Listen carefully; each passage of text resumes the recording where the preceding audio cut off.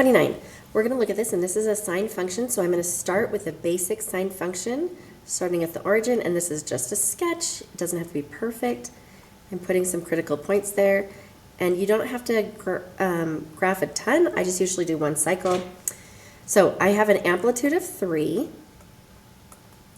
My next value, my b value, is 2, and then my d value, dealing with the vertical shift, is a -1.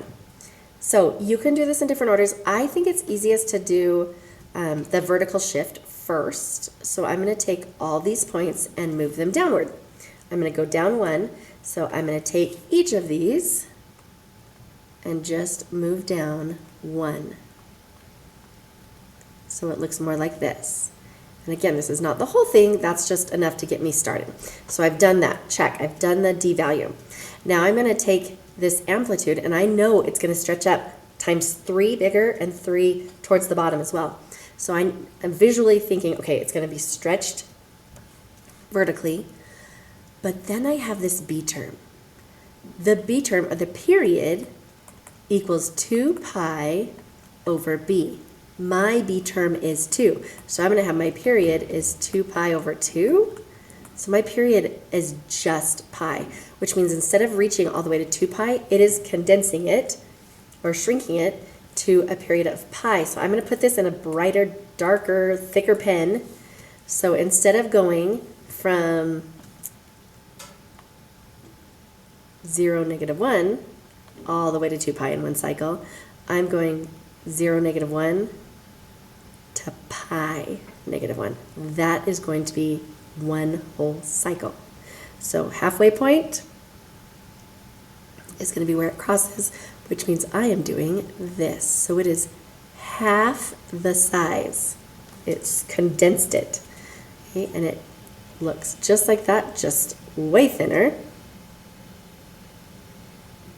And now what I need to do is deal with the amplitude. So I'm going to take this times 3, 1, 2, 3.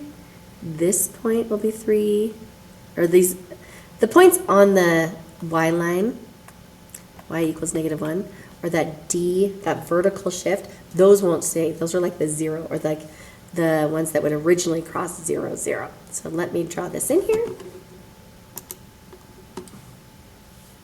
All right, I'm going to redraw this, or keep drawing this, from -0, -1.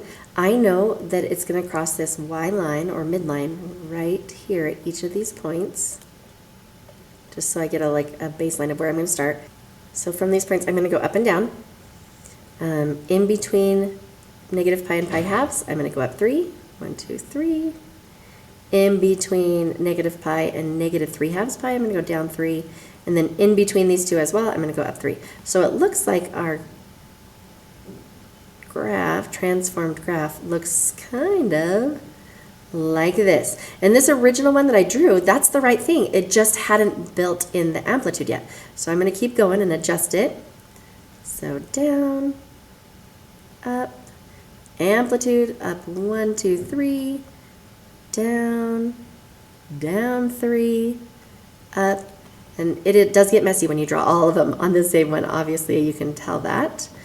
Up 3, through that midline, and back up. Oops, it should have gone a little bit lower. There you go.